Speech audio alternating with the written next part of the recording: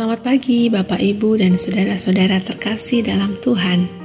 Hari ini hari Kamis tanggal 8 Agustus 2024. Kita bertemu dalam sapaan dan renungan pagi GKI Salatiga bersama saya Reni Handayani. Mari kita akan awali dengan berdoa. Tuhan Yesus, terima kasih untuk pagi ini. Kami sudah bangun dan kembali menikmati hari yang Tuhan jadikan bagi kami. Terima kasih untuk berkat yang Tuhan sudah sediakan bagi kami hari ini. Kami akan membaca dan merenungkan firman Tuhan.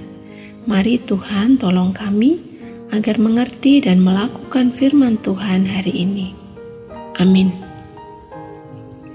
Mari kita baca dan dengar kebenaran firman Tuhan yang diambil dari kitab Yohanes pasal 15 ayat 12 sampai 17. Inilah perintahku, supaya kamu saling mengasihi seperti aku telah mengasihi kamu. Tidak ada kasih yang lebih besar daripada ini, yakni seseorang memberikan nyawanya demi sahabat-sahabatnya. Kamu adalah sahabatku, jikalau kamu melakukan apa yang kuperintahkan kepadamu. Aku tidak lagi menyebut kamu hamba, sebab hamba tidak tahu apa yang diperbuat oleh tuannya. Namun aku menyebut kamu sahabat, karena aku telah memberitahukan kepada kamu segala sesuatu yang telah kudengar dari Bapa-Ku.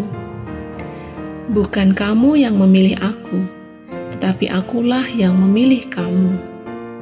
Aku telah menetapkan kamu, supaya kamu pergi dan menghasilkan buah, dan buahmu itu tetap.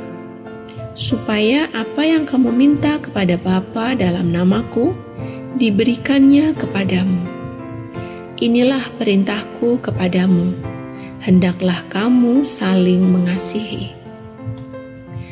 Renungan kita pagi ini saya beri judul Sahabat Yesus. Ada sebuah lagu nasional yang melodinya sama persis dengan salah satu lagu gereja, yaitu dalam Kidung Jemaat 453 berjudul Yesus Kawan yang Sejati. Apakah saudara tahu judul lagu nasional yang dimaksud? Ya, lagu Ibu Pertiwi, karya Ismail Marzuki.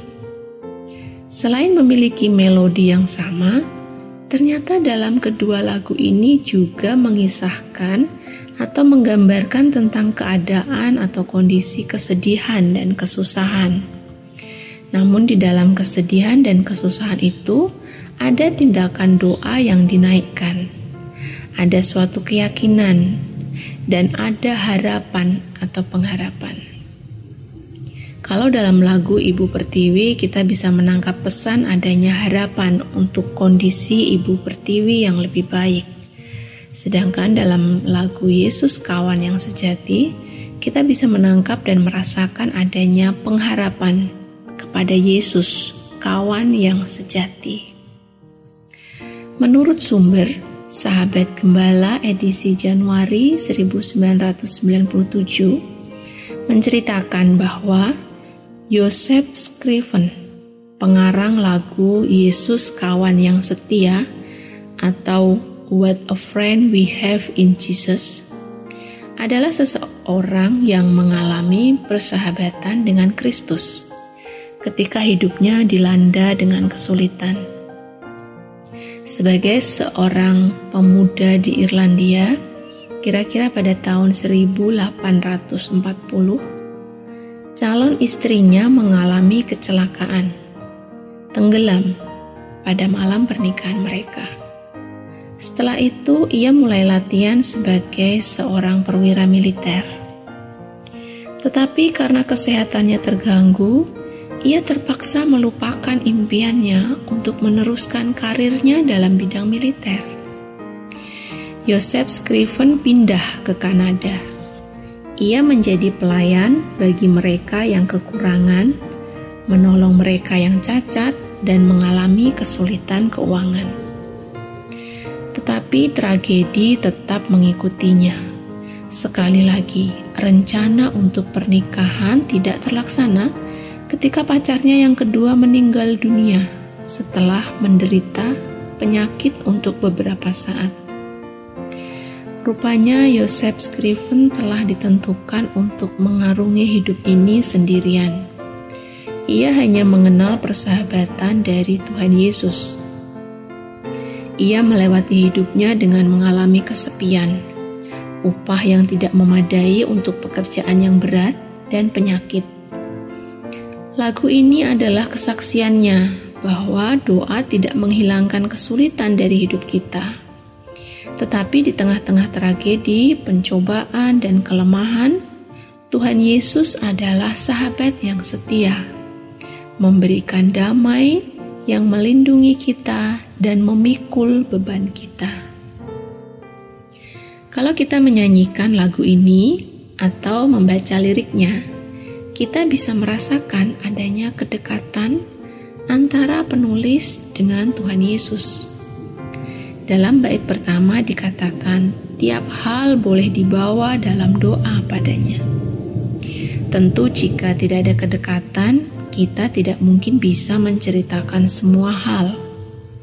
Dalam keadaan susah, putus asa, lelah yang dialaminya, penulis memiliki tujuan kemana ia harus datang. Ia memiliki keyakinan bahwa Yesuslah penolong. Jika yang lain meninggalkan dia, dia masih memiliki Tuhan sebagai kawan sejati dan merasakan penghiburan sejati, damai yang bukan ditentukan oleh keadaan. Dalam bacaan kita tadi di ayat yang ke-14, firman Tuhan berkata, "Kamu adalah sahabatku, jikalau kamu berbuat apa yang kuperintahkan kepadamu." Sebagai sahabat tentu sama-sama mengenal satu dengan yang lain. Tuhan mengenal kita, dan kita pun juga seharusnya mengenalnya, tahu dan melakukan apa yang menjadi kehendak Tuhan, melakukan perintah Tuhan. Belajar dari kisah hidup penulis lagu Yesus Kawan yang Sejati, kita bisa melihat walaupun ada banyak alasan untuk larut dalam kesedihan, sebagai sahabat Yesus, dia tetap melakukan perintah Tuhan dengan menjadi pelayan Tuhan, menolong yang cacat dan mengalami kesulitan keuangan. Kita pun sahabat Yesus. Tentu saja kita mempunyai masalah dan pergumulan kita masing-masing. Tidak ada manusia yang hidup tanpa masalah dan pergumulan. Namun mari kita jangan hanya fokus pada masalah kita, namun mari kita lakukan apa yang bisa kita lakukan dalam hidup kita. Dengarkan panggilan Tuhan dalam hidup kita. Berkarya menghasilkan buah, dan buahmu itu tetap. Dalam ayat 17 bacaan kita hari ini berkata, "Inilah perintahku kepadamu, kasihilah seorang akan yang lain." Inilah yang menjadi kehendak Tuhan bagi kita, sahabat-sahabatnya. Tuhan hadir dalam setiap peristiwa hidup kita. Tuhan tahu setiap kelemahan, masalah, dan pergumulan kita. Percayalah kepada Tuhan. Tuhan sanggup dan pasti menolong kita. Jangan hanya fokus pada masalah kita, tapi lakukanlah perintahnya. Tuhan kiranya menolong dan memampukan kita. Amin. Mari kita berdoa. Tuhan Yesus, terima kasih untuk firman-Mu pagi ini. Ajari dan mampukan kami untuk melakukan firman-Mu. Tolong dan lindungi kami hari ini. Beri kami hikmat Tuhan melakukan tugas dan tanggung jawab kami, menjalani rutinitas kami hari ini. Dalam nama Tuhan Yesus kami berdoa. Amin.